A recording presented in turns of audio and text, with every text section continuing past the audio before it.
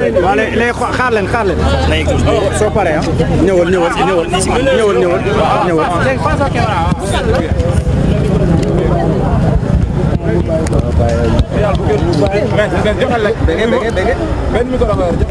léegi fii nii nag géré leen fii nii quoi.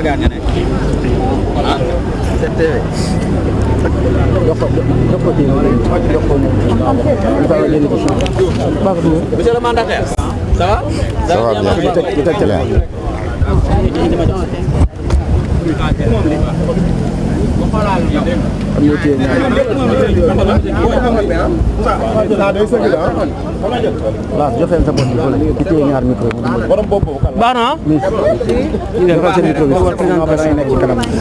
Voilà, donc nous sommes sant di leen nuyu.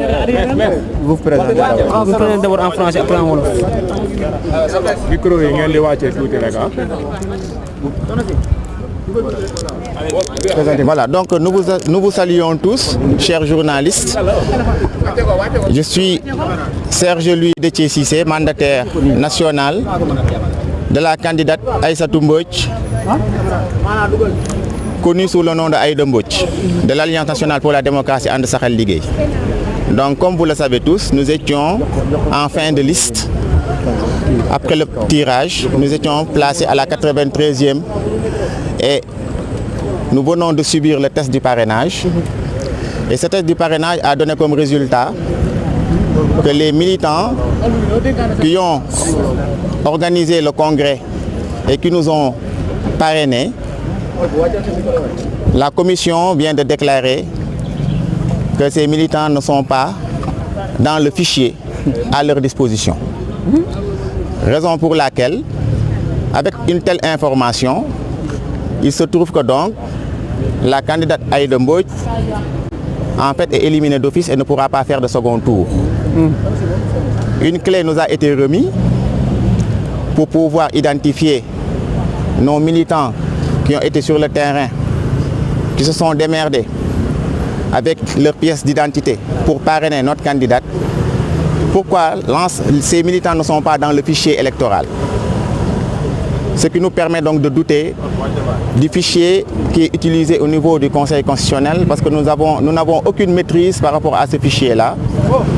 Et les mandataires sont très vulnérables parce que en aucun moment il n'est prévu une disposition qui permet aux mandataires de pouvoir, avec leurs informaticiens, tester quel est le fichier qui est chargé en fonction des candidats qui se présentent pour être testés par rapport à ce parrainage-là. Donc c'est l'information que donc je voulais vous donner. Maintenant, au niveau de notre directoire, nous allons étudier la clé, voir les causes de l'absence de nos militants et sympathisants dans le fichier électoral du Conseil constitutionnel et nous aviserons dans les jours à venir. Merci. Donc, maa ngi tudd Serge Louis Déthié Cissé, maay mandataire national alliance candidate Aïssatou Mbodj, nit ci gën ko xamee ci Aïda Mbodj. Ñun noo nekkoon fin de liste, ñun noo doon jeexal liste bi, noo nekkoon à la 93e place ci tirage bi, avec tous les risques que ça peut générer. Dem nañu commission bi xool na sunu parrains yi, ñu ngi déposé 58 975 parrains, mais commission bi nee na parrains yu ñu déposé toll na nombre boo xamante ne ñoom gisuñu ko ci fichier bi. Donc ça veut dire que pratiquement suñuy parrains yi nekkuñu ci fichier électoral bu Conseil constitutionnel yore. Donc militants yoo xamante ne ñoom seen carte d'identité yi ak numéro d'électeur pour ñu war a voter tous ces trucs là nekkul ci seen fichier. Jox nañ ñu benn clé bu ñu laajtee pour ñu wax ñu ñan la, jox nañ ñu benn clé nañ ko étudier au niveau sunu directoire pour xool lu tax ñooñu parrainé docteur Aïssatou Mbodj nekkuñu ci fichier électoral bu conseil constitutionnel yore.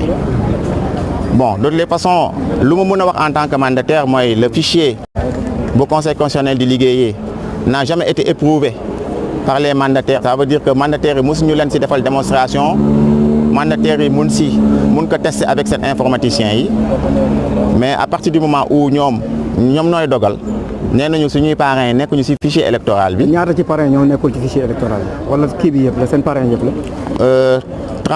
35%. nee nañ 35% nekkul ci biir fichier électoral bi. 35% c'est pareil. Voilà, c'est ça. Et nous, on avait une organisation très bien structurée au niveau de la diaspora et au niveau du Sénégal. Organisé nañu congrès au niveau du CICES. Congrès bi enregistré pas moins de 2000 personnes. benn dimanche. Donc dans les sections, la remontée des fiches lépp def nañ ko ci yoon. Saisie jël nañu ay étudiants yu xarañ yu def saisie correctement, informaticiens yi vérifié lépp leer. Mais puisque ku am pouvoir de décision mooy conseil constitutionnel te ñoom décidé nañu que suñuy parrains yi nekk ñu ci biir fichier bi pour 35%, donc ñun loolu la ñuy mën a jàpp parce que ñoom nooy jëg lu ñu fas yéene def mooy jël clé boo xamante ne ñun dinañ ko dem étudier xool lu tax ñooñu nekk ñu ci biir fichier bi ba après jéem a saytu ñoom ban fichier la ñu war a mën a liggéeyee. J'espère que par souci de transparence conseil constitutionnel après war na mën a wax ci ban fichier la liggéeyee.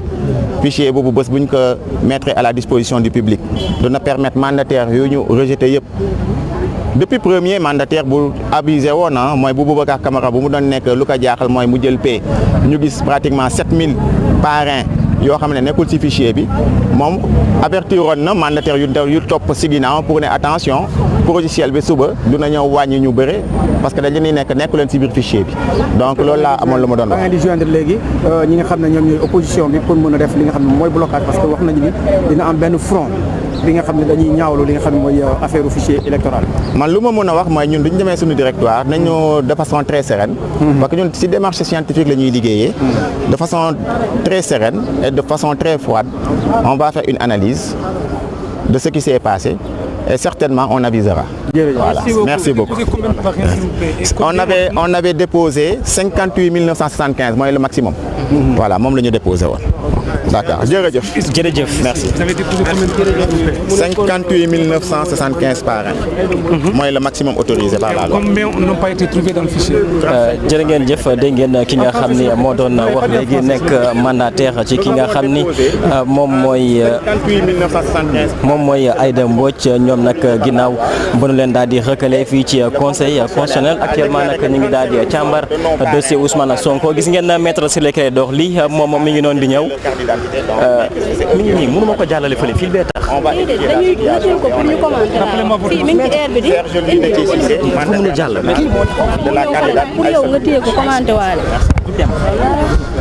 voilà maître Ciré Clédor Ly mi ngi noonu di ñëw donc nu yaakaar ni rek dossier Ousmane Sonko jot nañ ko étudier ba pare nuy daal di xaarandi rek mu ñëw nu tàllal ko micro xool actuellement lan mooy doon première réaction ak ban décision le conseil constitutionnel daal di jël ci kii di Ousmane Sonko.